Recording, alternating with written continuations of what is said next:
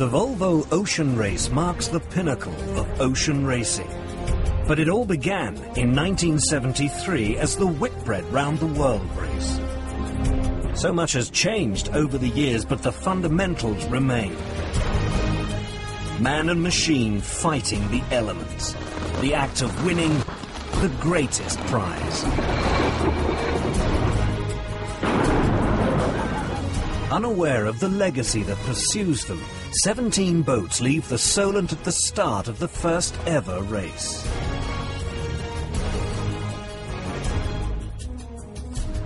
Three years later, and the legend lives on. Not even the biggest icebergs or Southern Ocean storms can deter the world's best sailors. The competition strengthens in the 1980s. 29 boats embark on the global adventure of a lifetime.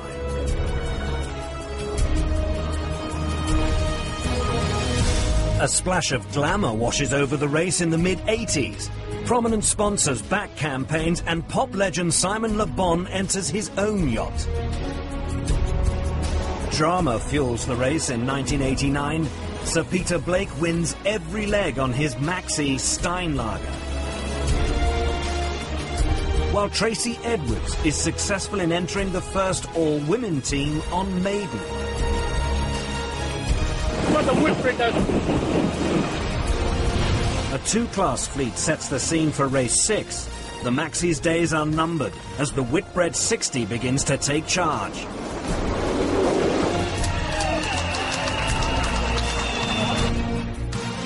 And by 1997, it's a one-class event.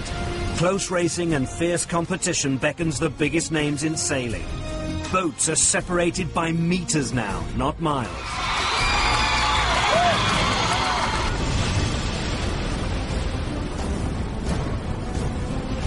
Picking up from where the Whitbread left off, the Volvo Ocean Race begins. 8 Volvo 60s take to the racetrack for another epic battle.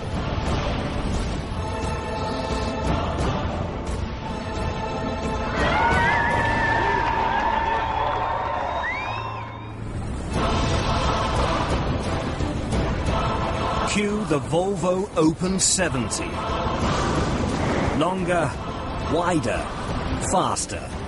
It's more machine than sailcraft. Speed records are demolished. Boats are lost for good. The extremity of the event steps up another gear. And so the race continues this year. 8 boats and 88 sailors have the world as their racetrack. Their quest to win the Volvo Ocean Race. The thing that drives me in all the sailing I do is winning. Competition is probably as extreme as the races itself. Go, go! Yeah, results. This time we've got to get some. Any gains we can make on the competitors puts a smile on my face. Go, guys, go, go! He's hooked, he's hooked. When the results are good, I make you smile a little more.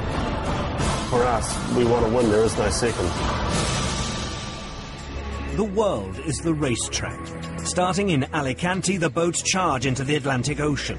The dive south takes them all the way to Cape Town at the end of leg 1. The fleet then heads east from the Cape of Good Hope, bound for Cochin in India. The warm waters of Singapore beckon the fleet for Christmas before the hard sail north through the Siberian winter to Qingdao in China. Then it's a sailing marathon. 12,500 miles through the Pacific Ocean, around the iconic Cape Horn, and up to the welcoming climes of Rio de Janeiro. The Northern Hemisphere then beckons again to take the fleet up to Boston. Then, it's a high-speed transatlantic dash to Galway. A Marstrand pit stop, followed by a stopover in Stockholm, and then the grand finale itself in the stunning city of St. Petersburg. It's the longest route the race has ever seen, and there's no doubt that it's going to prove the toughest. From the Spanish castle of Alicante to the White Knight of St. Petersburg, and all of the challenges that lie between. Leading the fleet in this year's race are some of the finest all-round sailors in the event's history. 4 are Olympic medalists, 6 are multiple world champions, 3 have contested the America's Cup. Pre-race favourite is Ericsson 4, skippered by Brazilian grade Torben Grail, 5 times an Olympic medalist. The second of the Ericsson boats is led by Anders Luander, a newcomer to the race. He's in charge of an inexperienced Nordic crew. Spanish telecommunications giant Telefonica have also entered 2 boats in the race. Competing in his 6th round-the-world race is Dutchman Bauer Becking. He skippers Telefonica Blue. Local hero Fernando Echevarri will be at the helm of Telefonica Black, his crew made up of mostly Spanish-speaking sailors. Loud and proud is Puma's Il Mostro, led by America's Cup veteran Ken Reid. East meets west on Green Dragon. The Irish-Chinese entry is headed by double Olympic silver medalist Ian Walker. Andreas Hanekamp is skippering Team Russia, the project funded by supermarket magnate Oleg Zerpsov, who will sail with the crew on leg 2. Completing the 8-boat lineup is Delta Lloyd. Led by Irishman Ger O'Rourke, this boat is a much modified ABN AMRO 1, which was victorious in the last race. Of the 80 competitive sailors contesting the first leg to Cape Town, roughly half are newcomers to the race. But for the veterans, saying goodbye to loved ones is no easier.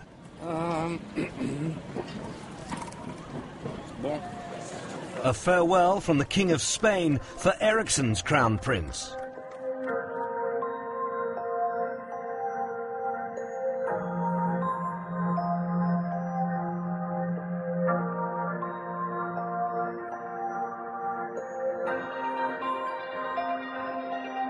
Ahead, the 6,500 nautical mile charge to Cape Town.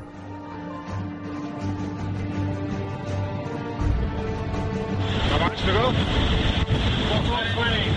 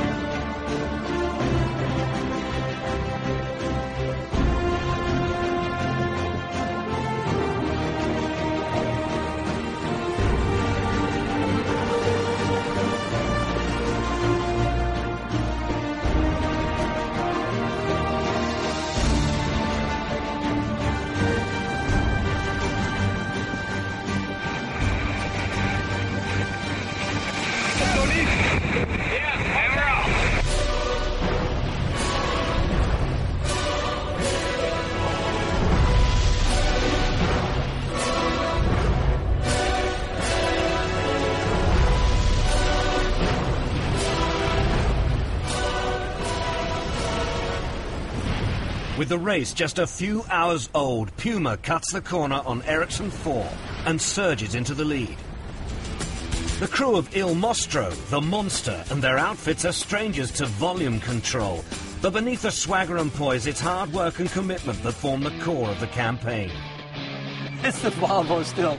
You can make us look good, but it doesn't change the game.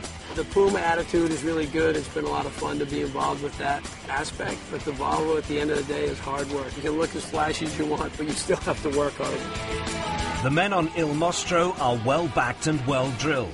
If their opponents foul up, Puma will pounce. Ken Reid's crew are making tracks, but Ericsson 4 are hard on their heels. For the pre-race favourites, failure of any kind is not an option. After their humiliating 5th place in the last race, Ericsson immediately signed up the winning boat's designer, Juan Cumijan. launching a big-budget two-boat campaign, the envy of their rivals.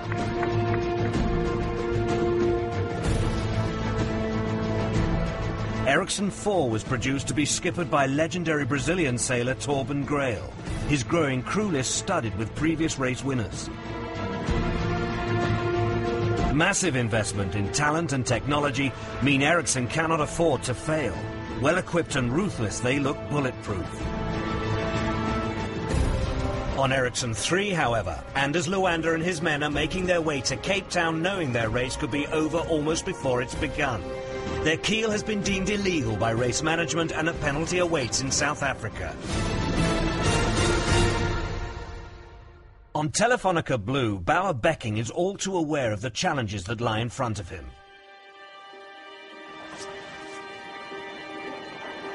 A veteran of 5 previous races, the Dutchman's story is one of courage and dogged determination. You might have to release the pressure a little bit in the raft.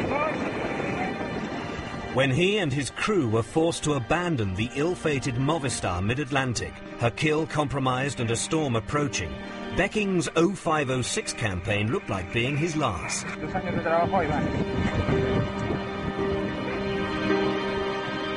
Movistar was never recovered, but somehow Becking's self-belief remained intact. Yeah, it's definitely unfinished business. Like, of course, last race we didn't make the finish, and that's just a horrible feeling. And looking at the crystal ball, there would have been a big chance to end up on the podium. And this time we've done way more homework on the design, and we've got a great team. So, yeah, we hopefully can finish the business this time. After 2 wins out of 2 in the Alicante import races, Telefonica's faith in Bauer Becking looks well placed. To be leaving their home port first and second overall is a dream start for the Spanish boats. But on the opening night, Telefonica Blue experienced problems with their steering and head for Gibraltar. Puma's Il Mostro is also experiencing a baptism of fire.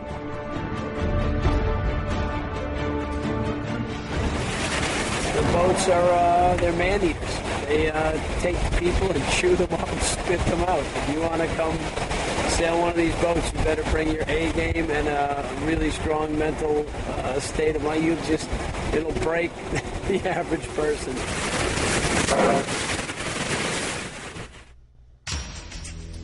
After accruing a 12-hour penalty to fix the steering in Gibraltar, Telefonica Blue are on their way.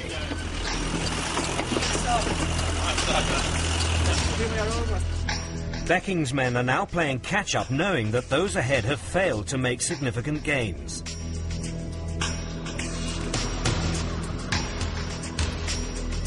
As the fleet heads out of the Mediterranean, the leading boats, Puma, Ericsson 4 and Ericsson 3, remain tightly bunched. The opening leg is becoming an enormous challenge for Andreas Hanekamp and his men on Team Russia. They're being battered by the elements as they try everything possible to stay with the fleet.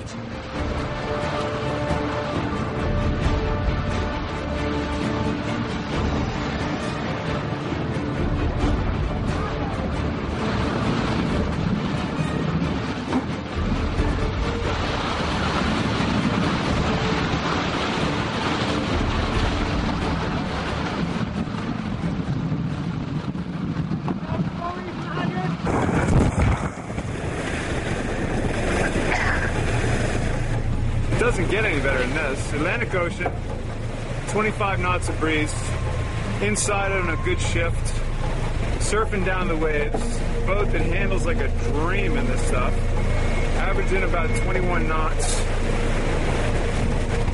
What's there not to like? The Ericsson 4, you know they're sailing the boat really, really hard. You know they're not going to let up, so it helps keep the intensity up here. It's fun. It's good.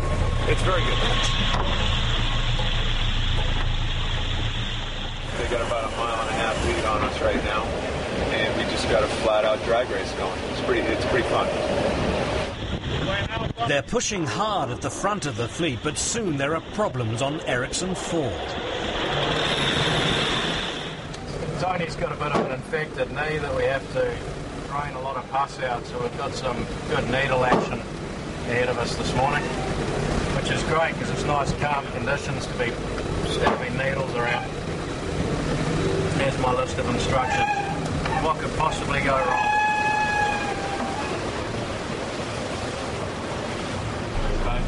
Just got off the phone with Dr. Spike Biggs back on shore, and he strongly recommends that we get Tony off the boat. So I guess that's what we're going to do. Getting Mudder off the boat at Cape Verde is proving problematic. Hervé sent an email saying he's confirmed the boat left the harbour at 1500 UTC. Which is an hour and a half ago. Basically, I think we've got a fishing boat coming out from the island and try and rendezvous with them. And I'll try and step off the boat. I'm doing about 10 knots or something like that and get picked up, and I'll be in the hospital for this evening. 130 heading. He wants to go 130 heading. We've been floating here in the calm, and the guy's still not here. We're trying to find out where he is. It's just time tickling away. It's very disappointing. Amor, o motor está desligado, correto? Good luck, son.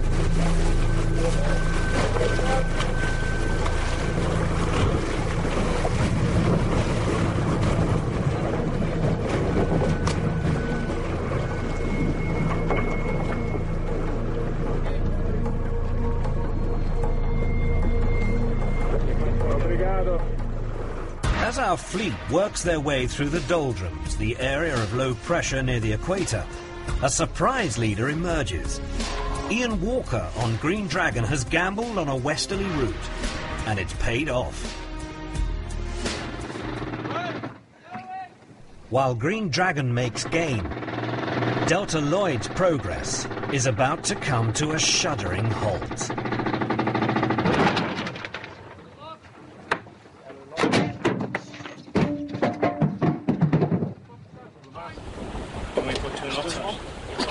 I got the sail caught around one of the jumpers and broke off the jumpers. Schoolboy air. Keep it going.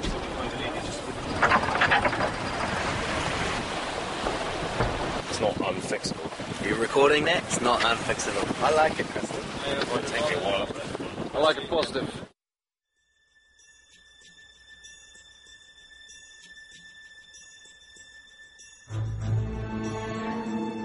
Fernando de Noronha is one of Brazil's hidden treasures, one of a series of volcanic islands 200 miles off its northeastern coast.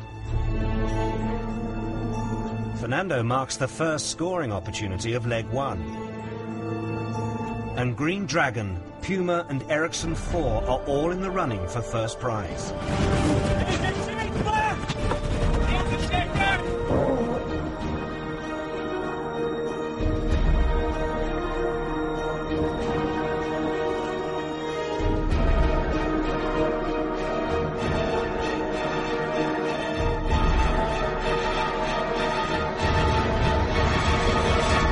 Day 13, 12:24 GMT, and after a couple of extra tacks, it's the Green Dragon that slips through the scoring gate to gain the maximum 4 points.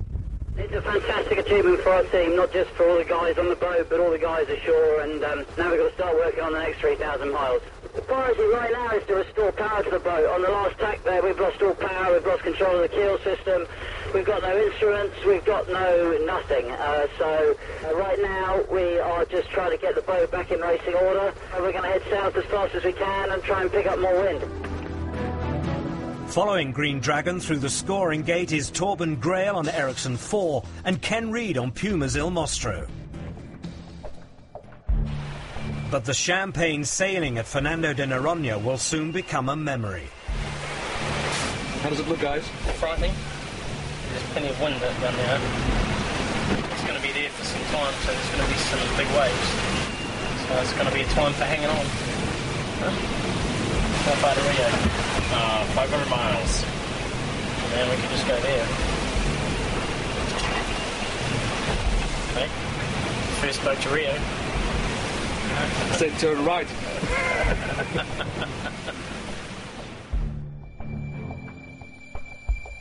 You nervous? Yeah. Why? A lot of these guys haven't sailed these boats in these kind of conditions before. The water's cold, it's tiring, it's heavy. Yeah, I'm a little bit nervous. Getting ready for Armageddon, really? Huh?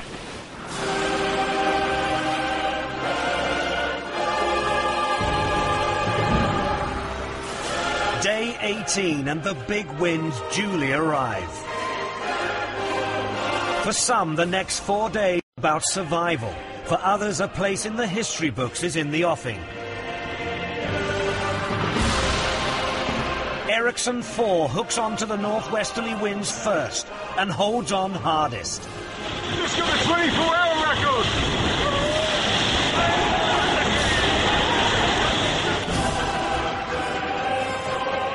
Ericsson 4 notches up 596 nautical miles in just 1 day.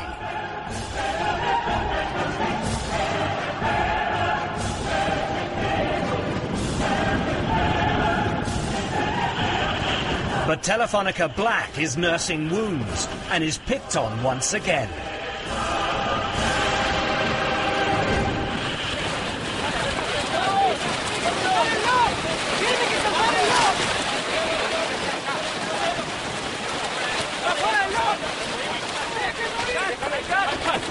The sea claiming one of the boat's rudders, part of a dagger board, and the bowsprit.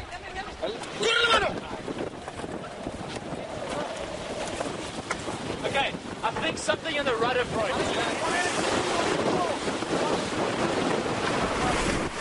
Crushing disappointment as their progression south is now reduced to a crawl.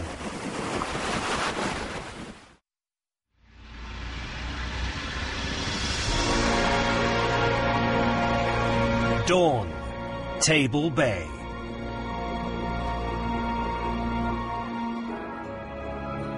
"22 days after leaving Alicante, Ericsson 4 creeps into Cape Town to win the opening leg.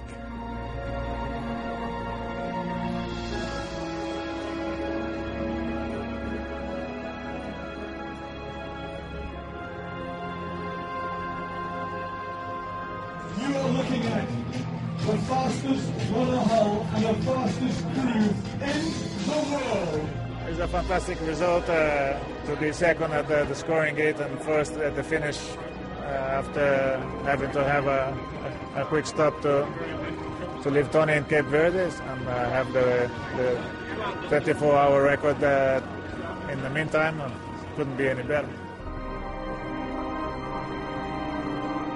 Following Ericsson 4 home is Puma's Il Mostro.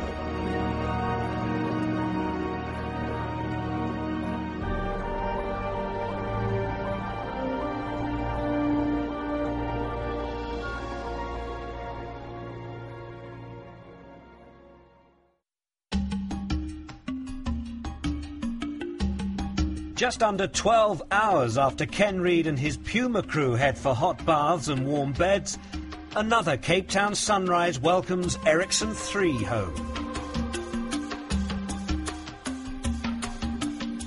The opening leg belongs to Ericsson 4, and they lead the Volvo Ocean Race by a point over Puma. Green Dragon lies third. Delta Lloyd and Team Russia will hope for better luck on the second leg to India. Ericsson 3 has also got its act together. After its keel was ruled non-compliant by an international jury in Alicante, the Nordic boat has so far been penalised a total of 4 points, placing it 6th on the leaderboard instead of 5th. Swift work by their partners has put the boat back on equal terms. It's only in Cape Town that Leg 1 winners Ericsson 4 have been able to put much clear water between their boat and the one that chased them so hard and for so long, Puma's Il Mostro.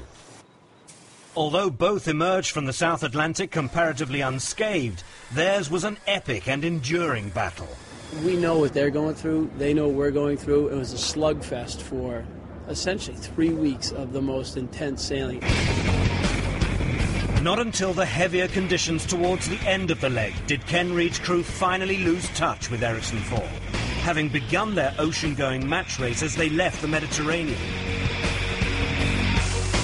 The contest pushed both crews to the limits of their endurance and expertise, and sometimes beyond. One watch, I think we had lost 3 skeds in a row to Ericsson 4.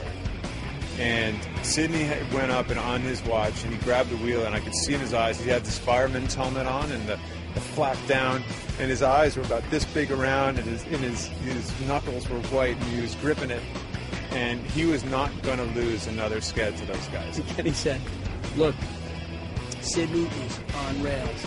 He said, but we're going to break the boat. This is too insane. I mean, we are going to blow this boat apart. He's down below, and the noise, the slamming, you know, it's just, it was insane. And I'm sitting there going, we're going fast. I mean, we are smoking. Like, listen, just, if things feel a little edgy right now, just tell him just a little throttle back. And he said, yeah, okay, I got it. I got it, Cap, I got it. So I put my gear on, went up on deck, went over to Sid, and I go, you're kicking ass, keep it up. Kenny said, did you tell him to slow down? I go, oh, at least I got great respect amongst the crew. You know, they do exactly what I say.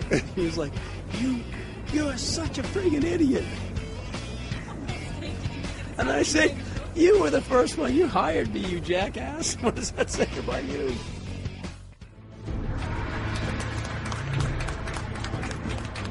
Bye, John. Race day. There's relief the high winds that buffeted Cape Town following the arrival of the fleet have gone. Preparations are complete, albeit hurried. Time once more to say goodbye. Delta Lloyd go into leg 2 with a new skipper, Spaniard Roberto Bermudez replacing Jer O'Rourke.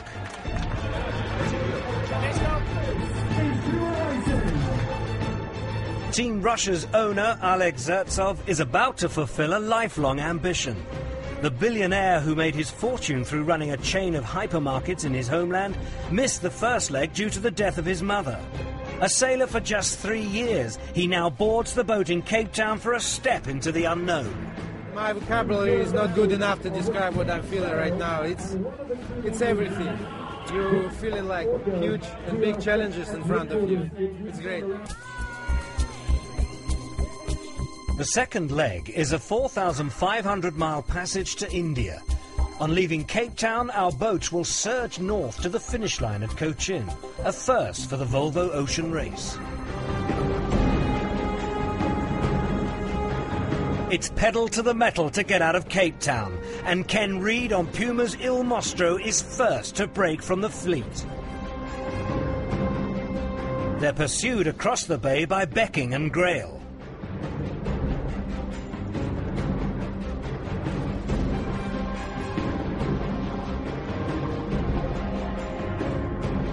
On their way out of the bay, incredibly, Ericsson 3's satellite dish is ripped from the mast and bounces across the deck.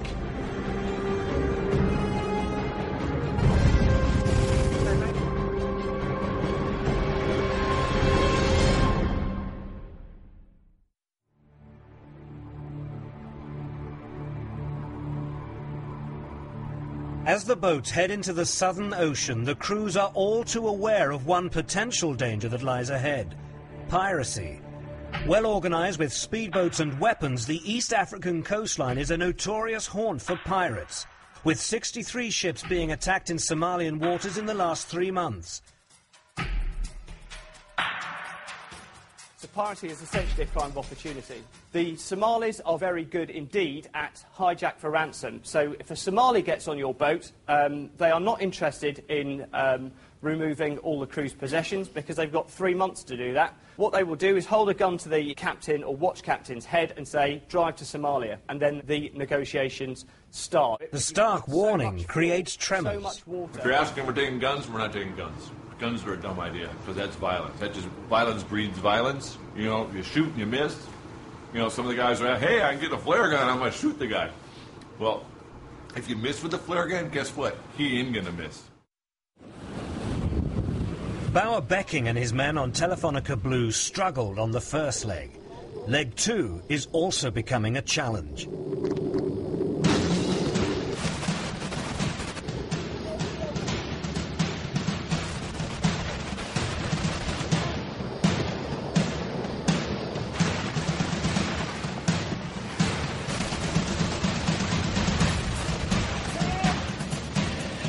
In just 24 hours, Telefonica Blue lose 2 sails.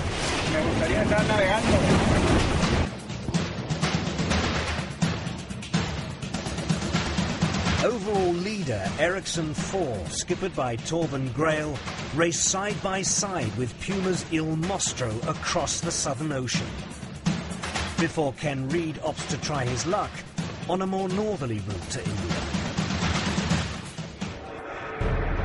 Ahead of the first scoring gate, the Southern Ocean begins to live up to its notorious reputation and wreaks havoc among the fleet. Green Dragon becomes its most serious casualty as they race through 12-metre seas at 40 knots.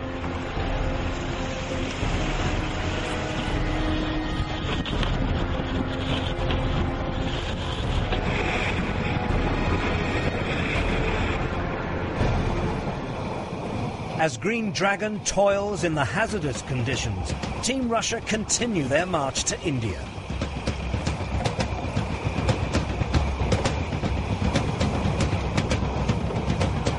They're making great progress.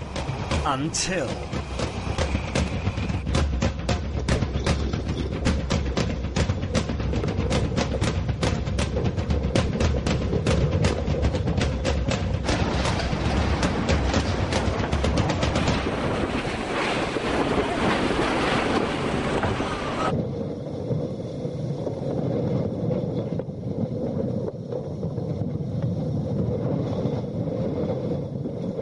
Eventually, a shaken crew manages to right the boat and they rejoin the race. Elsewhere, the carnage continues. Puma, smarting from an earlier altercation with a menacing wave, is picked on once more. This time there are far greater consequences. Il Mostro has cracks in its central structure. You can equate this to somebody breaking their back. Our boat's back is broken. Deltaloid have also hit a bump in the road to the alarm of navigator Matt Gregory. It could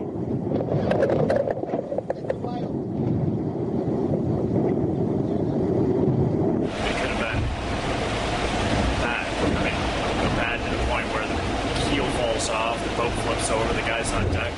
You know, who knows what happens to them? The guy's trapped inside the boat upside down.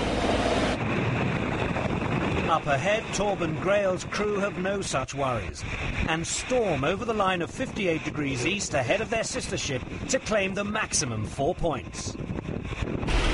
The numbers finally add up to in the Team Russia nav station. 4th place, best position in this race so far for us. Big up, hey? Okay, boys, going through the scoring gate right now.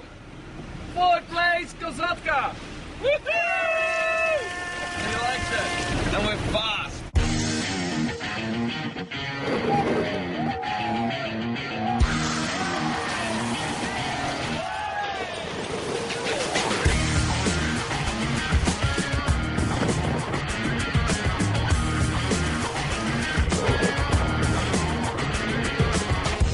Wonderful.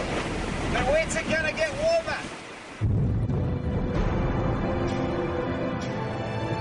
On board, Team Russia's billionaire owner, Alex Zerpsov, learns about the harsh realities of ocean racing.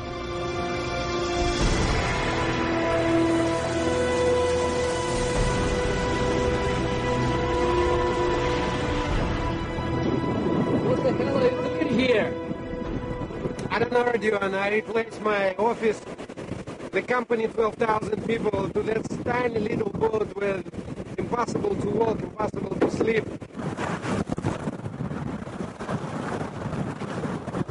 So, Alec, what's your favourite part of the job? I have to say, everything is difficult. I like hoisting sails. I'm really, really enjoying being with you guys, learning a lot every single day. That's cool. All right, enjoy. Go, go!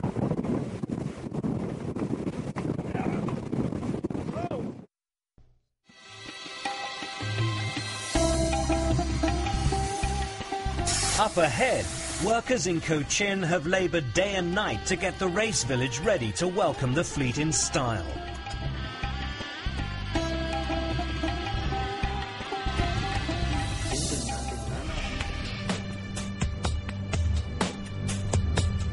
With the threat of pirates having never materialized, under the cover of darkness, 14 days after leaving Cape Town, Ericsson 4 crosses the finish line to win a second successive leg, and with it send an ominous warning to the rest of the fleet. Oh, I'm very relieved to get here in one piece ahead, and great to see the family.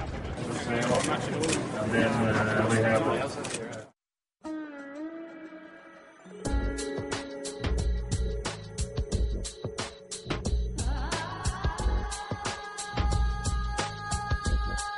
Dusk falls as Telefonica Blue claims second place, arriving in India just over 12 hours after Ericsson 4. The following afternoon, an Anders Luander's Nordic crew on Ericsson 3 become the third boat to cross the Cochin finishing line. I already love India, even if I haven't been ashore yet, but I love India. What a fantastic, exotic place. I think Volvo has done a fantastic thing to go to India. It's completely crazy. We are very happy. We are very happy. Happy for the third place, and we even think we deserve third place, so we are very happy.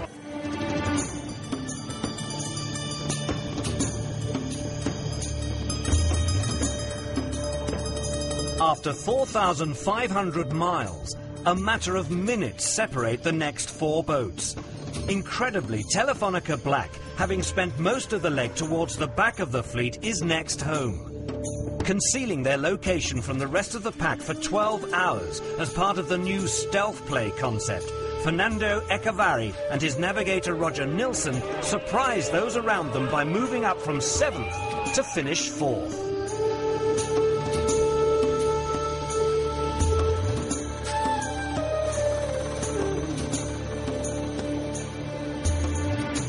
As the other 7 teams enjoy the comfort of their hotel, Team Russia remain out on the water, and their route into Cochin resembles an obstacle course. Andreas Hannekamp's men are still hundreds of miles from the finish line. Snagging a fishing net is the last thing they need. Did you try to get hold of them on the radio? Yeah, we tried to call on the VHF. Any luck? No. We've been monitoring them for the last 10 or 15 minutes. We saw them quite close to leeward, but the problem is the net's floating net. So normally if you have a net like this, you have a light on the far end. But as you can see, there's no lights anywhere near us other than on there.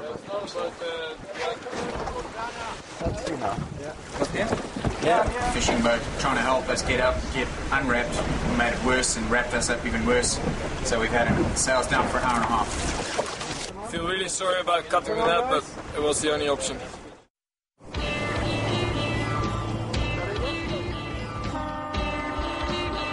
An exhausted Alex Zertsov and his men finally arrive in India more than 3 days after Ericsson 4.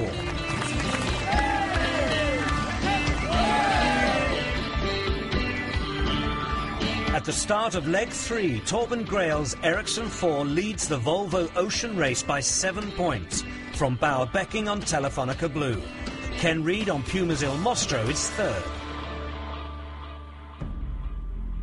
With Ericsson 4 tightening their grip on the race, the pressure is starting to mount on the other 7 teams. Telefonica Blue are desperate to gain any advantage on the next leg, so they're putting faith in this man, Tom Addis, a renowned weather expert. He'll be on board as the fleet heads to Singapore. Leg 3 will be a 2,000-mile race into the Indian Ocean and down the Malacca Straits to the finish line in Singapore. The winning crew is expected to be sipping champagne within 10 days. Thank you, coaches. 60,000 people flood onto the dockside to wave goodbye to our 8 crews. The end of an historic fortnight. The beginning of a new journey.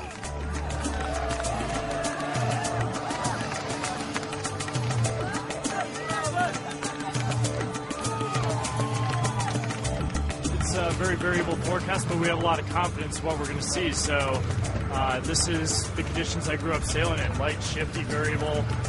I'm all fired up. I can't wait to start. So we can expect. Matt Gregory on Delta Lloyd is a man desperate for success.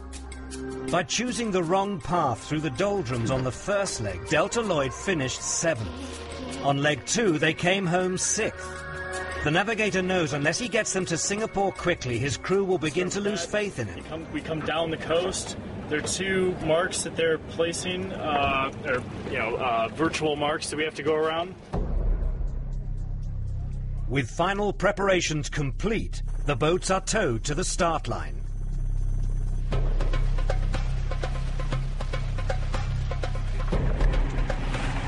All except Delta Lloyd. Tide's going quicker. We need to get a tail on as fast as we can. Put it on the winch, Pete. Yeah. Ready? Yeah. Everybody to leeward? Well, it's not marked on the chart, so Matt thought we were in 10 metres of water. Obviously, we were in less than 4.5 metres of water, and I think the Russians might have just touched as well. Puma was smart enough to see us touching, so they quickly jibed, and Ericsson just got away with it, I think. So pretty unlucky. It's just the fact that it's all covered in mud now. We have to send a diver down, so we'll be sitting out there while the other boats will be sailing, tuning up. You know, it matters. It matters. 3, 2, 1.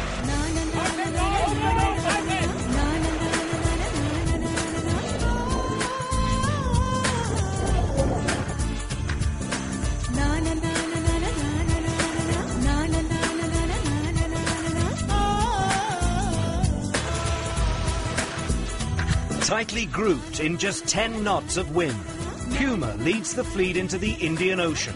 Destination, Singapore.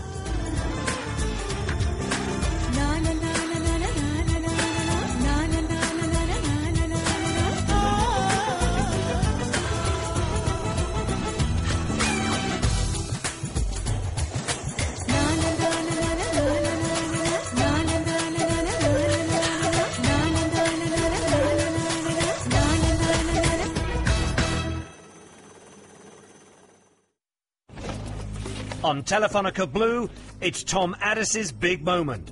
Brought in to find a way through the light winds, he's called upon to locate the breeze. It always looks better on the bow here, so we just try and get south as quickly as we can, and off we go. We're pulling bearing on the boats around us, so short term I think we're doing the right thing. It's just a matter of getting the bow into the breeze first, and then we'll be off. But yeah, it's the start of it, so hopefully it'll get easier from here. It's 100. On Telefonica Black, veteran navigator Roger Nilsson is leading his boat the wrong side of a waypoint, positioned to keep the fleet away from the Sri Lankan coastline. Is he about to go from hero to zero? We have to dive. Look at this. We have to dive. Okay, you tell me. It's your call. You are the navigator. I don't know. You want to jive? We jive. Okay, stand by, dive.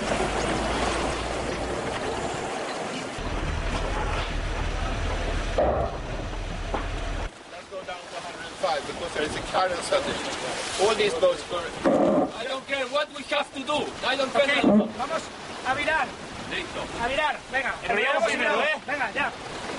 As Telefonica Black attempt to return to the mark, the lights of Puma's Il Mostro appear on the scene as they take advantage of their mistake. But I don't care that, Roger. Please just focus on this. We are going back. Navigational issues apart, as on leg 2, piracy is a major cause for anxiety, with numerous attacks in the area over the past few months. Maybe it's fishing boat. See a little fishing boat that way, and he's coming kind of in our direction. But far to tell what it is, but I'm sure we'll get closer and have a look. What's he doing? Pretty slow boat. It's like maybe he's never seen a sailing boat before.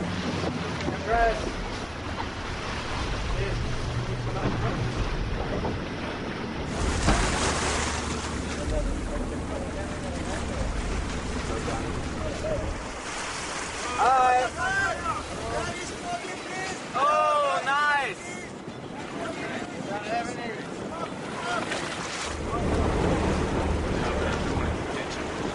Just a fishing boat, didn't expect anything else. Friendly people. Very friendly. Must be near Christmas. On Telefonica Blue, weather expert Tom Addis is about to find out if his gamble of searching for the wind has paid off. You know, we built to 10 and 15 knots within 5 or 10 minutes or so. So hopefully this will take us 200 miles to the corner.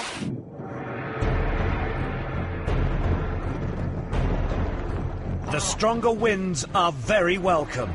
The fleet begins to chase hard.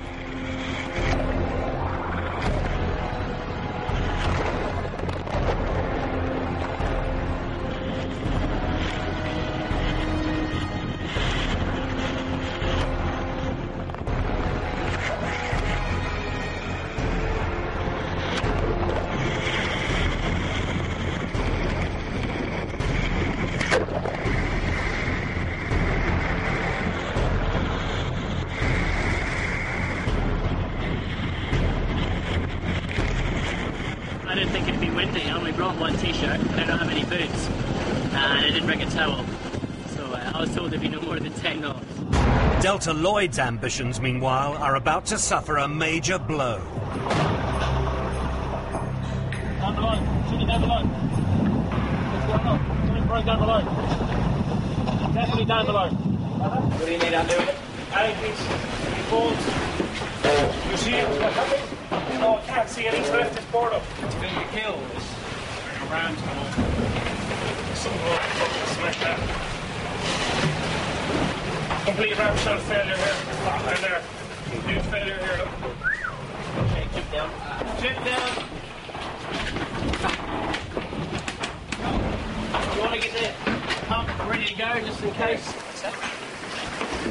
Matt Gregory from the Delta Lloyd. I just wanted to let you guys know we have a major keel structural failure. Sinking? Well, sinking. We need to think about it. We're kind of assessing the situation right now to figure out what's our state here. We want to keep you guys on high alert for any sort of assistance we might need. Ram has come off here. Here's the other part. This bulkhead is also cracked here and cracked there. Both sides coming off. We're not racing, we're not sinking, so okay. On Team Russia, Scott Gray continues to adapt to life in the Volvo Ocean Race. What day is it? It's laundry day today.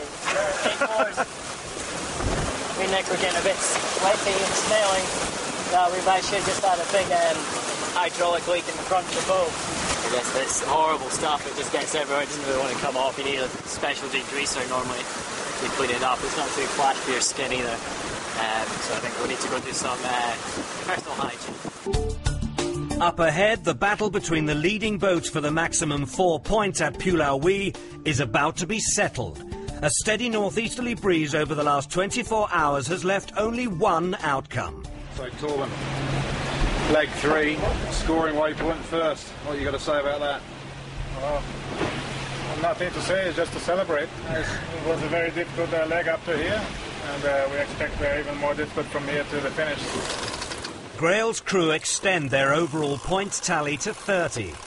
Just under an hour later, Telefonica Blue earns 3.5 points to take theirs to 22.5 to stay second overall. 95-20.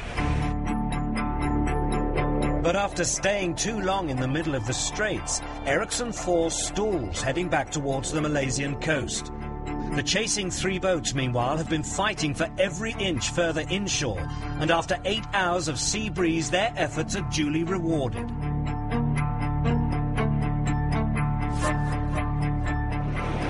When darkness falls, the struggle for the lead gets tighter still. Let's get the line up.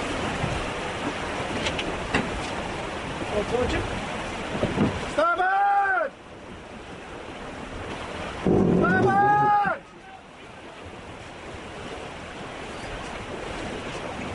Hey! Hey!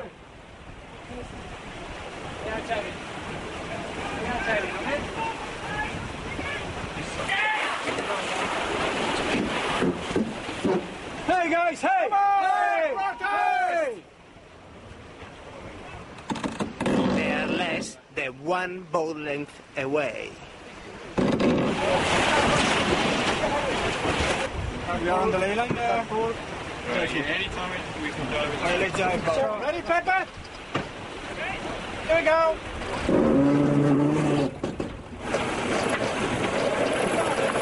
Bit of action. Yes.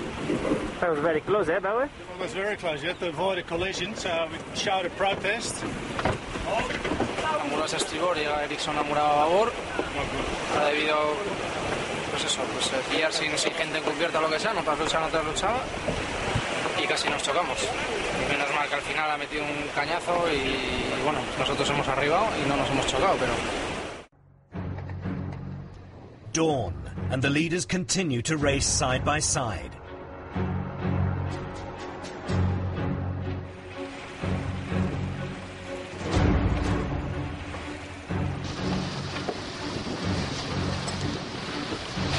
Puma and Ericsson 4 begin to trade blows.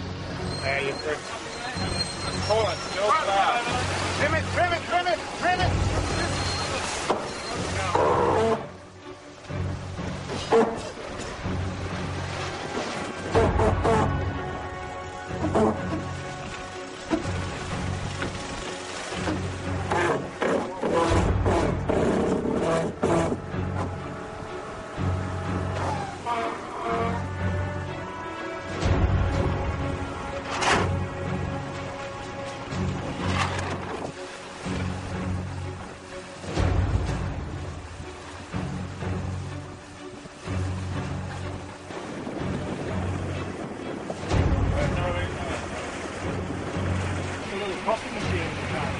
As Telefonica Blue continue their march for home, behind them Puma and Ericsson 3 go toe-to-toe.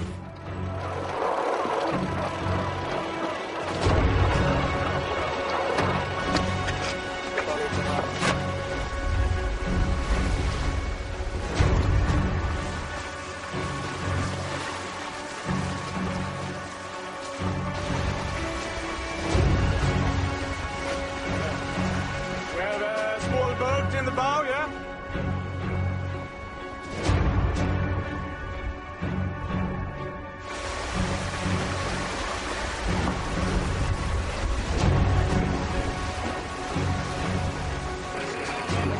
Up ahead, Telefonica Blue look over their shoulder. You can see all the chewing gum is out. We're getting a bit nervous now. It's just under 50 miles to go, so a couple of the quick chews and hope we can keep the lead. Under the cover of darkness, Singapore is about to witness an extraordinary end to leg 3. Baobecking and Telefonica Blue are striving for the finish line. Chasing hard in second and less than 20 minutes behind, Ken Reid on Puma's Il Mostro. Seconds behind them, Anders Luanda and his Nordic crew on Ericsson 3.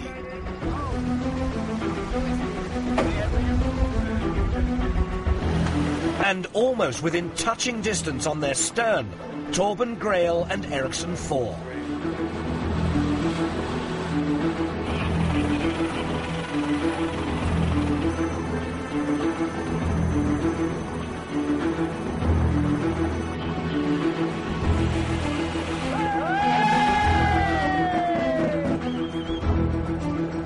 Baobecking's Telefonica Blue wins a pulsating race to the finish.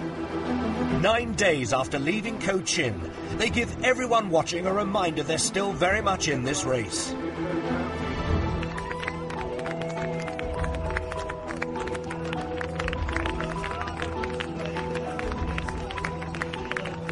The last 48 hours was just all the time. So no, it has been really exciting, really tough, and I think the guys now well deserve to have a bit of sleep as well.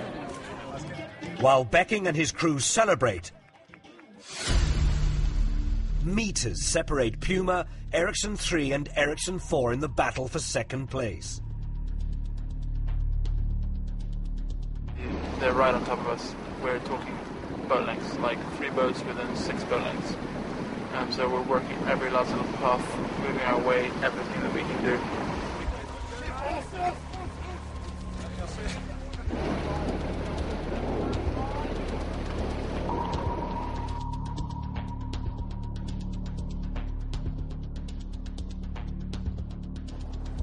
It's Puma who finish runners-up.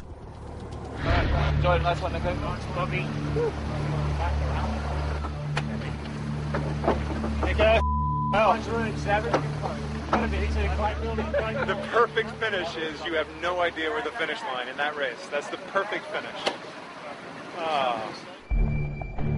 On Ericsson 3, their lead over Ericsson 4 is a matter of seconds. Feels really good. Now you're getting the drop. Turn right.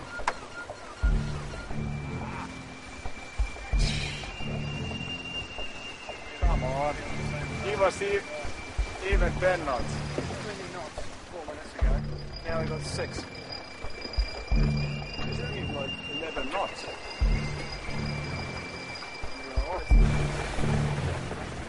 Camera finished.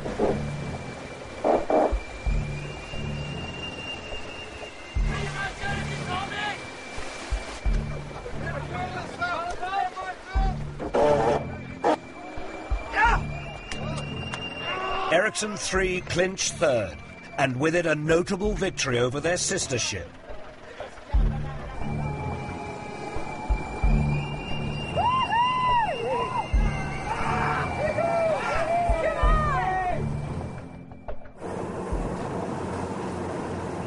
For Team Russia, Cochin to Singapore has been a trial of inner strength.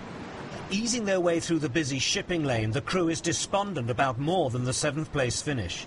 Having overcome hostile seas, they've now met something insurmountable. Financial problems are forcing them to suspend racing until further money becomes available.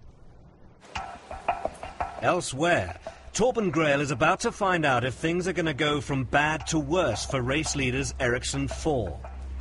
They're appearing in front of the international jury after failing to inform the race measurers of changes made to the bow of the boat before the start of the race in Alicante.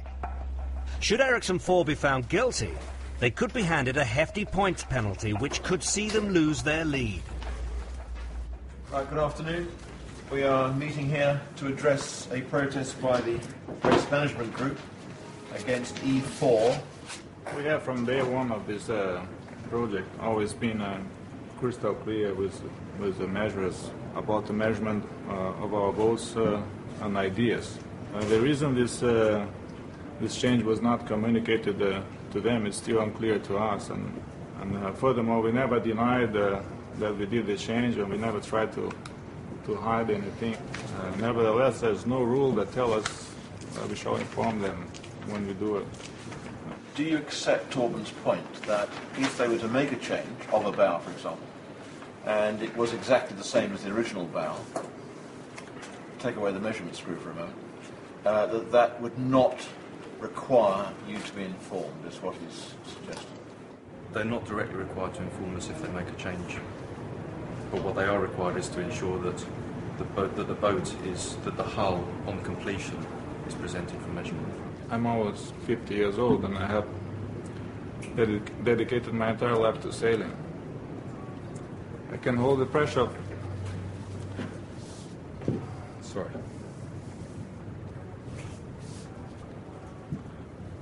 I can hold the pressure of being the tactician of an Italian America's Cup team in two Louis Vuitton finals.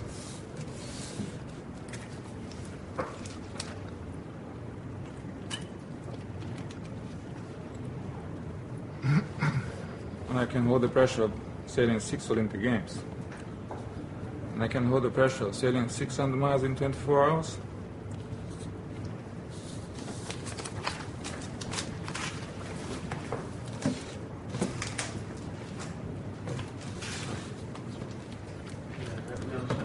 But I cannot hold the pressure of this. Any final statement with me? Only that I think this was a simple case of an oversight. The jury finds that there was no obligation for E4 to inform the RMG of the change, and the protest is therefore dismissed. The jury endorses E4's opinion that it is normal practice for teams to inform the RMG of any such changes. Not to do so risks breaching other rules. Thank you very much.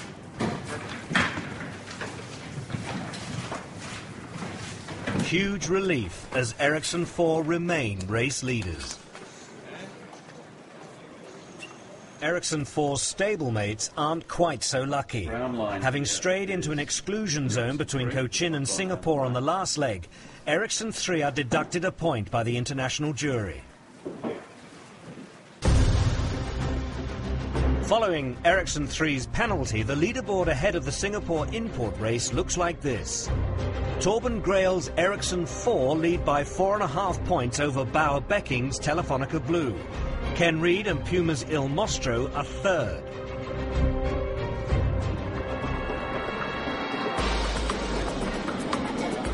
The Singapore import race gives Ericsson 4 a chance to show their fourth place finished on the last leg was just a blip.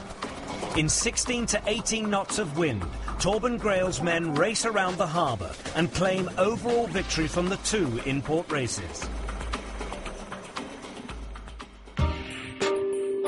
Leg 4 will involve 2,500 miles of upwind sailing across the South China Sea, past Taiwan, into the East China Sea, then on into the Yellow Sea, finishing in Qingdao. Replacing skipper Anders Luander at the helm of Ericsson 3 is 59-year-old veteran Magnus Olsen. Remaining on the dockside, Matt Gregory, Delta Lloyd's navigator on the first 3 legs. Yeah, it's a sad day. It's definitely sad to be leaving the Volvo Ocean race, but I must admit, it's going to be a good one to miss. This one's going to be brutal. After Gregory's trying experience aboard the Dutch-Irish entry, Singapore's Chinatown is the closest to Qingdao that he's likely to get, at least on this race. After we got in from leg 3, it was a very difficult leg for all of us, and there were definitely some conflicts that transpired along the way, and I think after we all went away for a week, we decided it'd be better to part ways. Another change comes on Telefonica Black. They're opting to change to bigger rudders, accruing a 3-point penalty. As the fleet heads north of the Philippines, they do so knowing there are strong winds ahead. As you can see over here, coming down through the Straits of Taiwan, we have this massive high-pressure system, a cold front at the leading edge of this 1,063 massive high-pressure system that's really going to come rock the fleet pretty good. It's essentially going to shove us down into the Straits of Taiwan, which is notoriously this time of year one of the nastiest places on Earth. In the middle of the pack and chasing hard as the storm develops is Ian Walker on Green Dragon. His campaign has been blighted by problems, but the Irish-Chinese entry is desperate to be first into Qingdao. But more problems.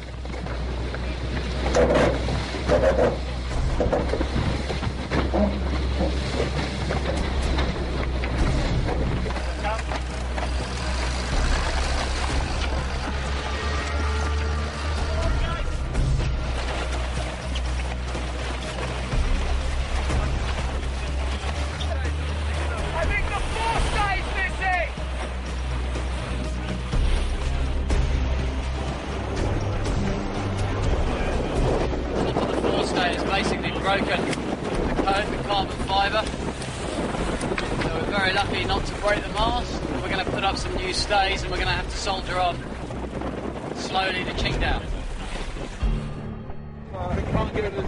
Up ahead, Ken Reid on Puma's Il Mostro is engaged in a scrap for the lead with Bauer Becking on Telefonica Blue. Every decision is critical. With Ericsson 3's skipper struggling with an injured hand, his crew fight on.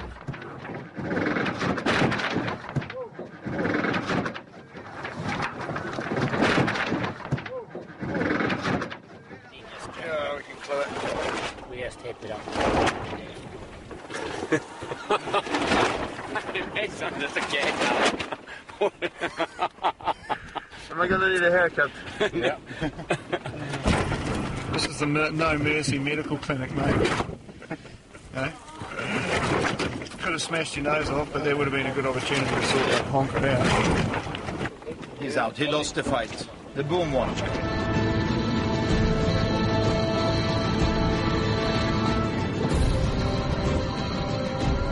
The anticipated 40-knot winds and huge waves duly arrive and begin to batter the fleet.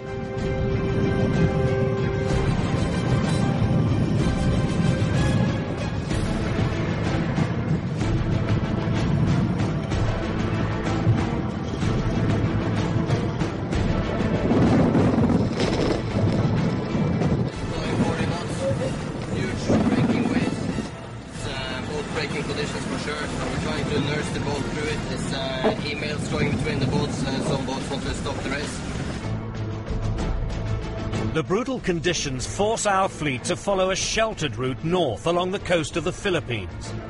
Ken Reid on Puma's Il Mostro continues to set the pace, but he's closely followed by Fernando Echevarri on Telefonica Black and Bauer Becking on Telefonica Blue. Puma's Il Mostro ploughs on in search of glory.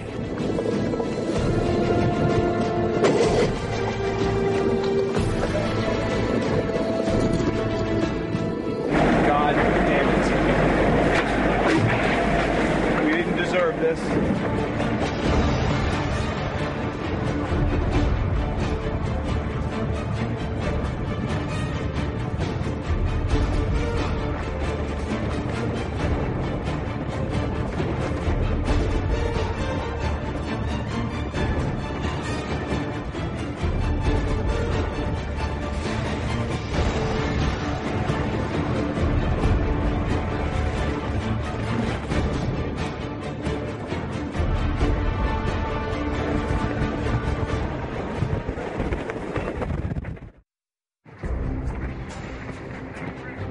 With those around them being punished, Delta Lloyd looks to make gains from the rear of the pack.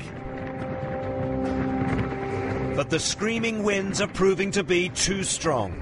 The mainsail rips and Tuni Bermudez, on hoisting a storm jib, opts to head for shelter with Ken Reid on Puma's Il Mostro.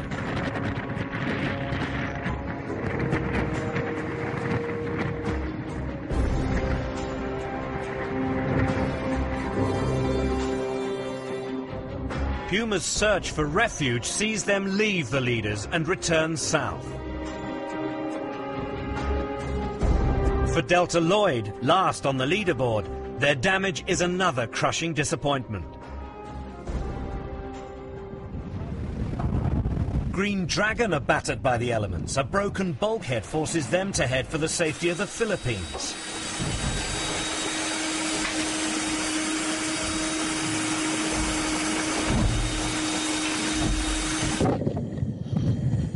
Fernando Echevarri's Telefonica Black also hit trouble.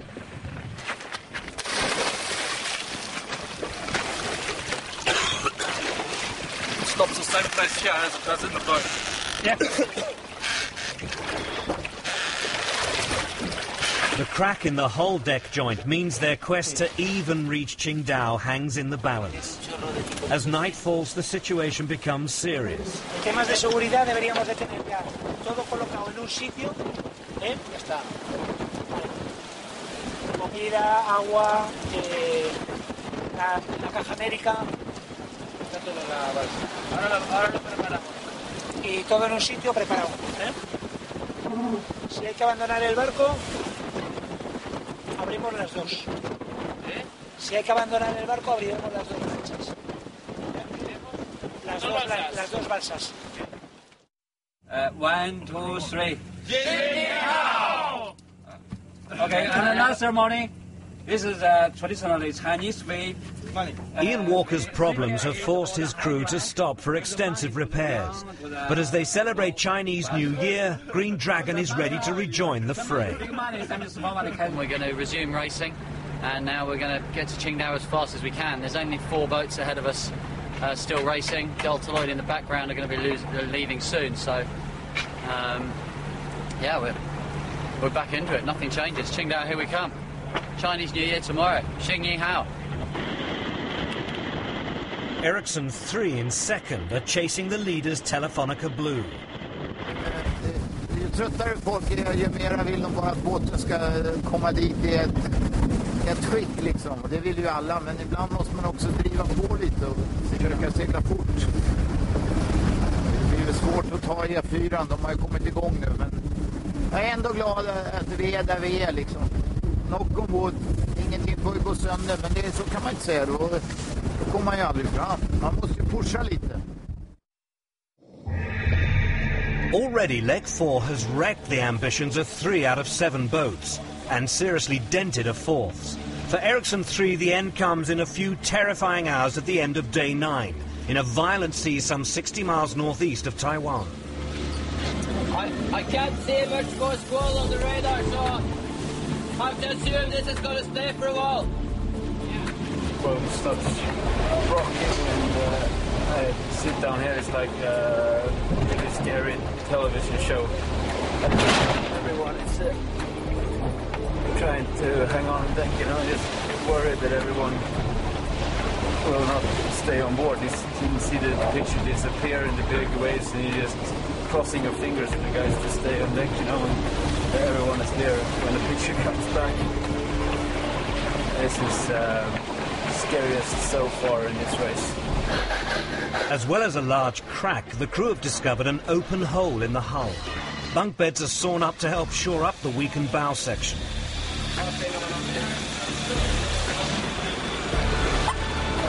Just 1 hour ago, the front there was full of water. We were pretty much going down. So Martin, you're putting a survival suit on now? Yeah. We get a bad wave, it could go bad for us.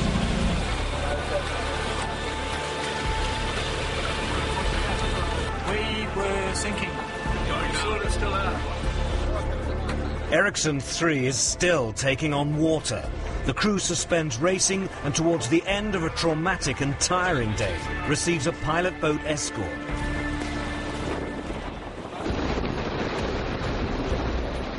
Rejoining the fray after their stop in the Philippines, Green Dragon is once again taunted by the heavy seas.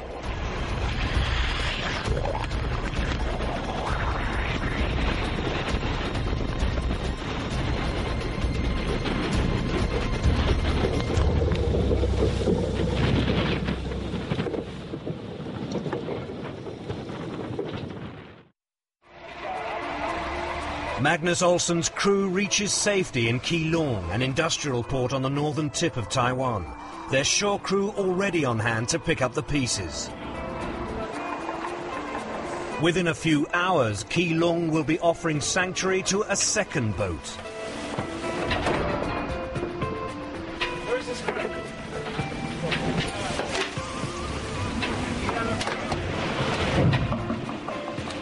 Back in there. Low and back crew. Up here. It's all the radius. You can feel the hull. What happened?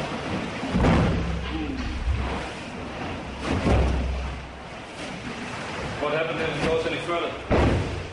When the hull later starts to absorb water because of delamination, and with their mainsail already torn, Tuni Bermudez's crew has little option but to suspend racing and head for land.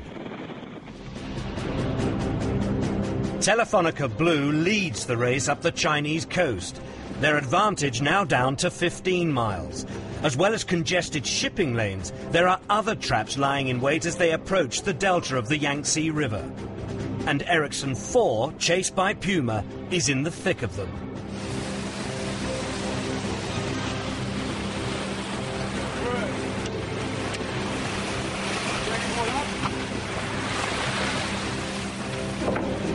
This time, Grail's men break free. But with darkness falling, Puma find themselves making unexpected gains. Get cocky, boys. We're going to hit one ourselves. Torben Grail slips a place, but the battle for second isn't over.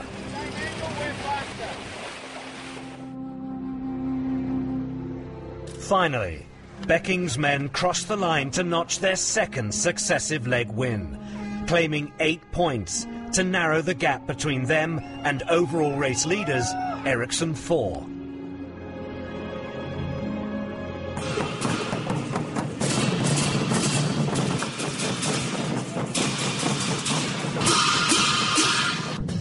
Pretty cool. How's the people? Look at this. Look at them. Hey.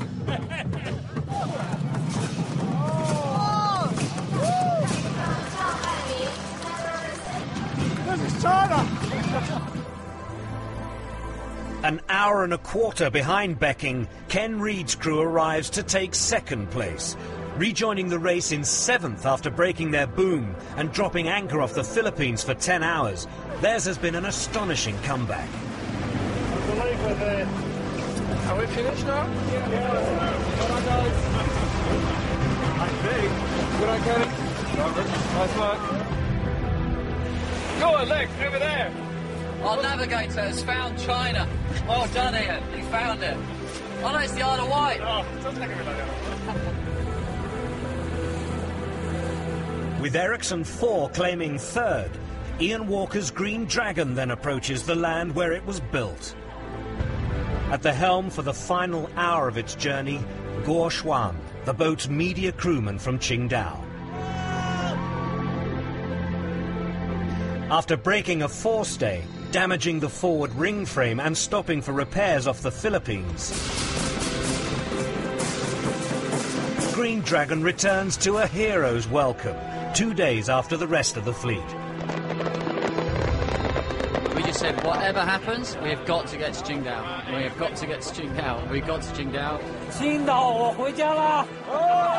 Guo's been such a rock, you know, he's stayed with us since July. I think he's only been home once. To see his reaction and to see his family here has just made the whole leg worthwhile.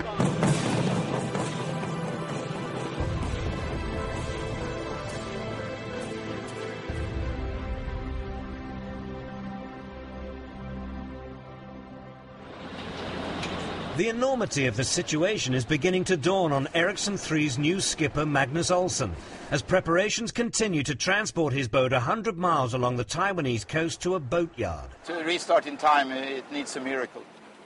And this boat builder is going to work 24 hours a day, 3 shifts and so on, and we need a miracle.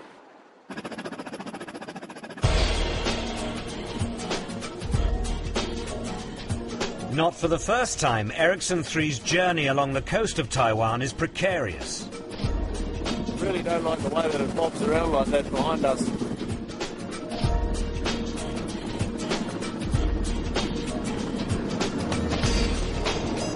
kind of scary enough as it is. That looks fairly secure now. I hope it's all right.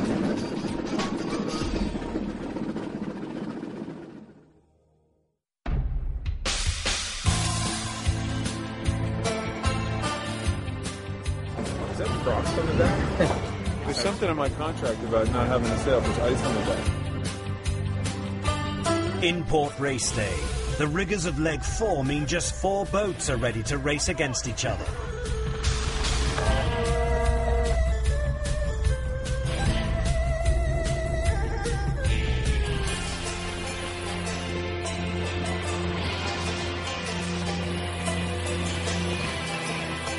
After losing 2 consecutive legs, the overall race leaders get their campaign back on track by winning the Qingdao import race. Following the import race, Bauer Becking and Telefonica Blue embark on a huge gamble. They begin work on changing their rudders for the start of the 12,500-mile leg 5 to Rio, incurring a 3-point penalty. The revised leaderboard now means the gap between Torben Grail's Ericsson 4 and Bauer Becking's Telefonica Blue is extended to 7 points. Ken Reed on Puma's Il Mostro is now just 1 point behind Becking in 3rd. In a boatyard in northern Taiwan, Ericsson 3's extraordinary leg 4 adventure is about to resume.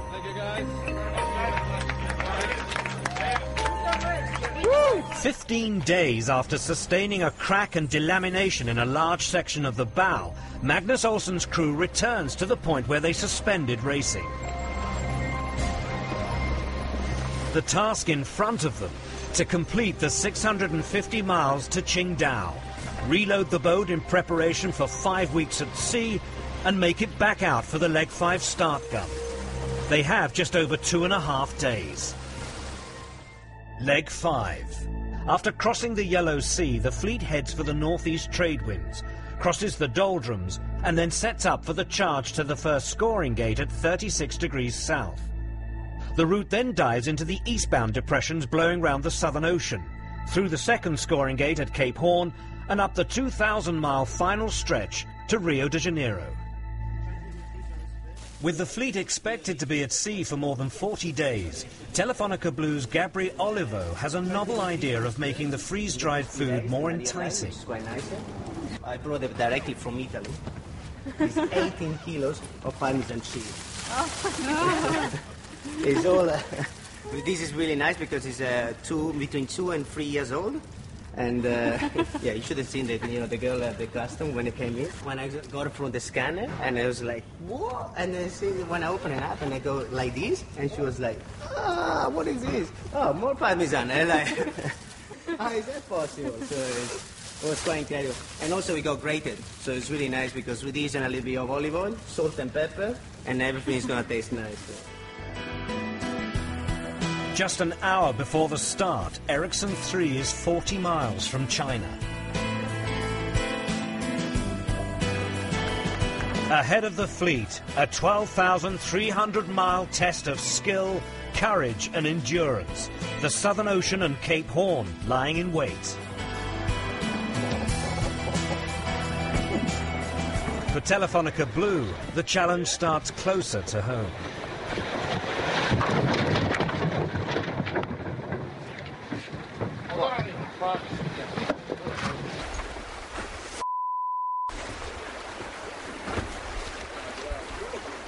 Suggest to draw the main as soon as possible and... I'll keep the main up. We just hit something and basically stopped the boat completely, and there's nothing on the chart or something like that, so it's really strange. Like, there is a shallow spot, but that was well inside of us. Just the thing, don't know what it is, but there is probably some damage on the keel.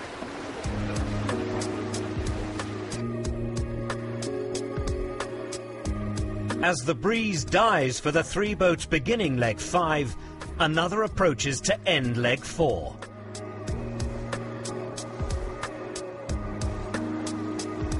"18 days since they started taking on water through a crack in their bow section, Magnus Olsen's crew are finally in sight of their destination. Late, but elated.